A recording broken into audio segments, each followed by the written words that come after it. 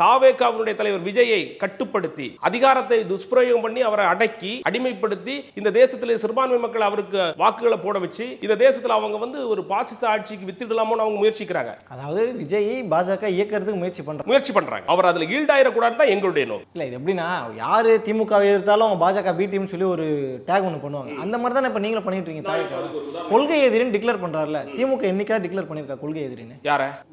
திராவிட முன்னேற்ற கழகத்தை மாதிரி வலிமையா காங்கிரஸ் திராவிட முன்னேற்ற கழகத்தை தவிர்த்து வேற எந்த இயக்கம் பாரதிய ஜனதா RSS சித்தாந்தத்தை நாங்கள் முழுமையாக எதிர்ப்போம், அது இந்த மண்ணில் கால் ஊன்ற விடமாட்டோம் என்ற அழுத்தம் திருத்தமாக சொன்னது வேற எந்த கட்சி இயக்கம்? கலைஞருக்கு 100 ரூபாய் காயின் வெளியிட்டாங்கல்ல, அப்ப யார் வந்து ராகுல் காந்தி வந்தாரா? சொந்த கூட்டணி கட்சி, அதாவது அண்ணன் தம்பியா பழகிட்டு இருக்கோம். நான் உங்களுக்கு இதுக்கு ஒரு வியப்பு, நீங்க அரசியலை எப்படி பார்க்கணும்னா, புறா பிடிக்க போவான், புறாக்களை பிடிக்க போறவன் இரையை போட்டு தான் பிடிப்பான், புறாவை விரட்டி பிடிக்க மாட்டான். நீங்க பார்த்திருப்பீங்க.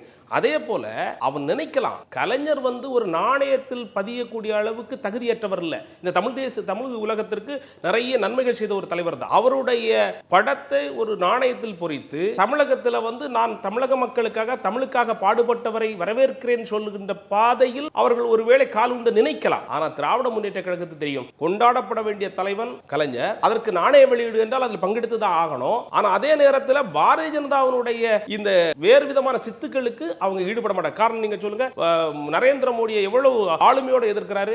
புதிய கல்விக் கொள்கை, வெள்ள கொடையோட போன சொல்றீங்க இல்ல, புதிய கல்விக் கொள்கையில